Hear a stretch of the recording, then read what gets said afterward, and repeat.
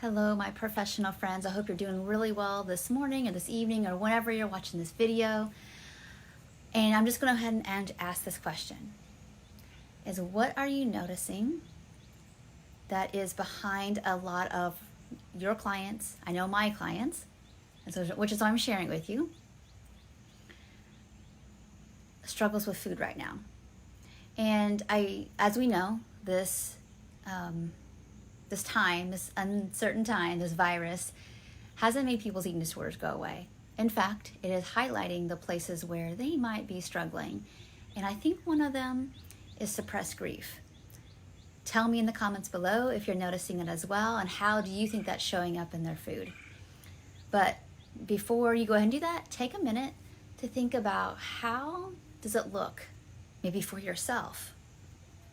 Or what's that experience like in your body when there's grief?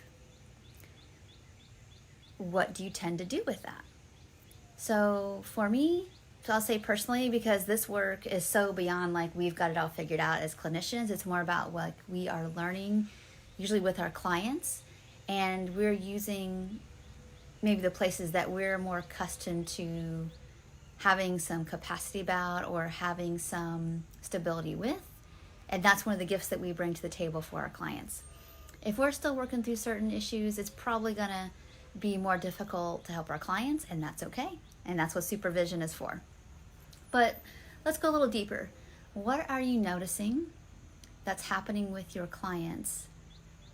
Because most people are really saying a couple different things that I see is that they're really just struggling with the lack of connection, and that's causing a revved up place in their systems usually.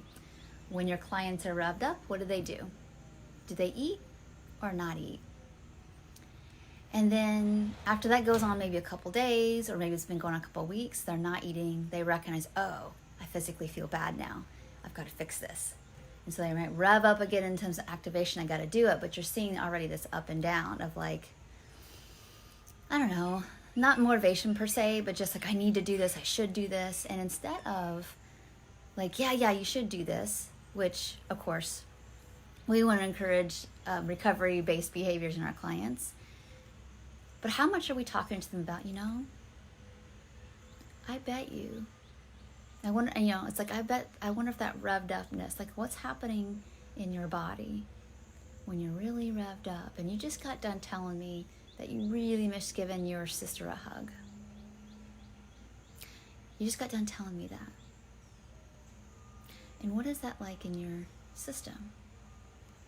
And if you can get your clients to slow down for 2 seconds to notice that experience, what you'll notice is the food is telling you exactly what their defense strategy is for feeling that grief, for being able to avoid that grief. And the 2 things I'm seeing with my clients right now is they're either collapsing in that grief and not feeling much hunger at all, or they're not feeling much hunger at all, or they're eating to basically try to bring some comfort to that. And that's not the worst thing ever, but what happens is if clients don't have enough self-compassion to be able to be with that and to reach for people again, it's going to turn into this cycle of like dieting to get themselves up out of the frozenness and out of the grief, and then cycling of restriction and binging and all that. Or your clients may be just literally pacing their house, constantly checking news, and being in this sense of using all kinds of other things like obsessively cleaning, obsessively working, whatever, checking their emails to avoid the slowdown, because underneath the slowdown is the grief. And oftentimes what our clients are doing in that case, they're not slowing down, they're probably not eating enough, they're feeling revved up from the adrenaline of starvation. Again, until that crashes, they start to physically feel bad, and then here we are again. And what we want to do to kind of bypass all that defensive strategy, and that is being able to sit with them and help them feel some grief with you. And so they can build some dual awareness around, here is that feeling of like, this is really sad, but feel held in safe company. And that way we free up some space for normative food to be possible. Now, I'm not saying that you might not have to do that like every week with them or maybe twice a week. I know that a lot of my clients have increased their sessions right now, not decreased. So just putting that out there too. And if that's not happening for you, I want you to be curious and maybe message me. Like, I think my clients need more time from me, and like, how do I offer that? Or, what do I do when they're actually disappearing? It's like, they're disappearing because they don't know that you're there to reach for. They don't know how to do that, and you're going to have to probably offer it. So I just want to encourage you all that if you're struggling with your clients looping up and down with their food, it's because they're probably avoiding their grief underneath the sad, the scared, and the mad.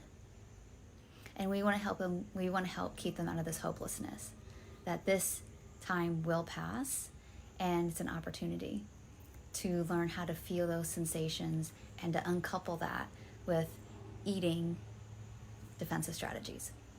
I hope this video was helpful to you. Please ask me questions for clarification if you're not sure what in the world I'm talking about.